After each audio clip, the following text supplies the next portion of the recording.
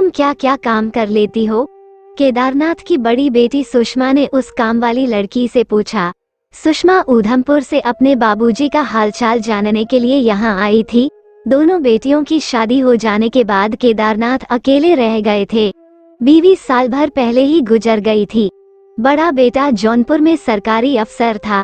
बाबूजी की देखभाल के लिए एक ऐसी लड़की की जरूरत थी जो दिन भर घर पर रह सके और घर के सारे काम निपटा सके। जी दीदी, सब काम कर लेती हूँ। झाड़ू पोछा से लेकर खाना पकाने तक का काम कर लेती हूँ, लड़की ने आंखें मटकाते हुए कहा। किससे बातें कर रही हो सुषमा? केदारनाथ अपनी थुलथुल तोंद पर लटके गीले जनेऊ को हाथों से घुमाते हुए बोले। वे अभी अभी नहाकर निकले थे।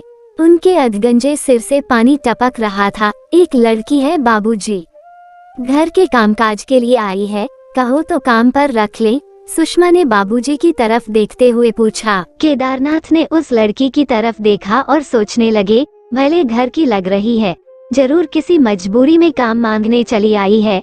फिर भी आजकल घरों में जिस तरह चोरियां हो रही हैं, उसे देखते हुए पूरी जांच पड़ताल करके ही काम पर रखना चाहिए। बेटी, इससे पूछ कि यह किस जाति की है? केदारनाथ ने थोड़ी देर बाद कहा। अरे, किस जाति की है तू? सुषमा ने बाबूजी के सवाल को दोहराया। मुझे नहीं मालूम, माँ से पूछकर बता दूंगी। वैसे माँ ने मेरा नाम बेला रखा है। वो लड़की हर सवाल का जवाब फुर्ती से दे रही थी। ठीक है, कल अपनी माँ को ले आना, सुषमा ने कहा। जी दीदी, मैं कल सुबह ही माँ को लेकर आ जाऊंगी, बेला ने कहा और तेजी से वहाँ से चल पड़ी। माँ, मुझे काम मिल गया, खुशी से चीखते हुए बेला अपनी माँ राधिका से लिपट गई और बोली। बहुत अच्छी है सुषमा दीदी। बेला को जन्म देने के बाद राधिका अपने गांव को छोड़कर शहर में आ गई थी। बेला को पालने पोसने में उसे बहुत मेहनत करनी पड़ी थी। उसे दूसरों के घरों की सफाई से लेकर कपड़े धोने तक का काम करना पड़ा था, तब कहीं जाकर वो अपना और बेला का पेट पाल सकी थी। जब राधिका पेट से थी, तब से अपने गांव में उसे खूब ताने सुनने पड़े थे, पर उसने हिम्मत नहीं हारी थी। वो अपने पेट में खिले फूल को जन्म देने का इरादा कर बैठी थी। अरे, ये किसका बीज अपने पेट में डाल लाई है? बोलती क्यों नहीं करम जली? कम से कम बाप का नाम ही बता दे ताकि हम बच्चे के हक के लिए लड़ सकें। राधिका की माँ ने उसे बुरी तरह पीटते हुए पूछा था। मार खाने के बाद भी राधिका ने अपनी माँ को कुछ नहीं बताया, क्योंकि वो आदमी पैसे वाला था। समाज में उसकी बहुत इज्जत थी और फिर राधिका के पास कोई सबूत भी तो नहीं था। वो किस मुंह से कहेगी कि वो शादीशुदा है, किसी के बच्चे का बाप है? एक तो हम गरीब, ऊपर से बिन ब्याही माँ का कलंक। हम किस किस को जवाब देंगे, किस किस का मुंह बंद करेंगे? राधिका की माँ ने खींचते हुए कहा था। क्या सोचा है तूने, चलेगी सफाई कराने को?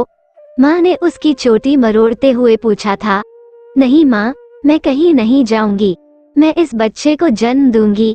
चाहो तो तुम लोग मुझे जान से मार दो, पर जीते जी मैं इस बेकसूर की हत्या नहीं होने दूंगी, राधिका ने रोते हुए अपनी माँ से कहा था। माँ की बातों से तंग आकर राधिका उसे बिना बताए अपने नाना नानी के पास चली गई और उन्हें सब कुछ बता दिया। राधिका की बातें सुनकर नानी पिघल गई और गांव वालों के तानों को अनसुना कर उसका साथ देने को तैयार हो गईं। राधिका की माँ व नानी यह नहीं जान पाई कि आखिर वो चाहती क्या है, बच्चे को जन्म देने के पीछे उसका इरादा क्या था। माँ, चलना नहीं है क्या? सुबह हो गई है, बेला ने सुबह सुबह माँ को नींद से जगाते हुए कहा। हाँ बेटी, चलना तो है, पहले तू तैयार हो जा, फिर मैं भी तैयार हो जाती हूँ। ये कहकर राधिका झटपट तैयार होने लगी। सुषमा ने दरवाजा खोलकर उन दोनों को भीतर बुला लिया। केदारनाथ अभी तक सो रहे थे। तो तुम बेला की माँ हो? सुषमा ने राधिका की ओर देखते हुए पूछा। जी मालकिन, हम ही हैं, राधिका ने जवाब दिया। तुम्हारी बेटी समझदार तो लगती है, वैसे घर का सारा काम कर लेती है ना? राधिका ने फौरन जवाब दिया। बिल्कुल मालकिन, मैंने इसे सारा काम सिखा रखा है। तो ठीक है, रख लेते हैं। सारा दिन यहीं रहा करेगी, रात को भले ही अपने घर चली जाए। सुषमा ने बेला को हर महीने 500 रुपए देने की बात तय कर ली। कौन आया है बेटी? सुबह सुबह किससे बात कर रही हो? केदारनाथ उठते हुए बोले। कोई नहीं बाबूजी, काम वाली लड़की आई है, उसी से बात कर रही थी, सुषमा ने जवाब दिया। केदारनाथ बाहर निकले तो राधिका के लंबा सा घूंघट निकालने पर सुषमा को अजीब सा लगा। अच्छा तो अब हम चलते हैं, राधिका उठते हुए बोली। तो ठीक है, कल से भेज देना बेटी को। सुषमा ने बात पक्की करके बेला को आने के लिए कह दिया। राधिका ने राहत की सांस ली। उसे लगा कि वो कीड़ा जो इतने सालों से उसके जेहन में कुलबुला रहा था, उससे छुटकारा पाने का समय आ गया है। सुषमा को भी राहत मिली कि बाबूजी की देखभाल के लिए अच्छी लड़की मिल गई है। वो दूसरे दिन ही ससुराल लौट गई। ए छोकरी, जरा मेरे बदन की मालिश कर दे, सारा बदन दुख रहा है। केदारनाथ ने बादाम के तेल की शीशी बेला के हाथों में पकड़ाते हुए कहा। बेला ने उनके उभरे बदन पर तेल से मालिश करनी शुरू कर दी। तेरे गाल बहुत फूले फूले हैं, क्या खिलाती है तेरी माँ? केदारनाथ ने अकेलेपन का फायदा उठाते हुए पूछा। माँ, बेला ने चीखकर अपनी माँ को आवाज दी। राधिका वहीं थी। शर्म करो केदार, राधिका ने जोर से दरवाजा खोलते हुए कहा। अपनी ही बेटी के साथ कुकर्म।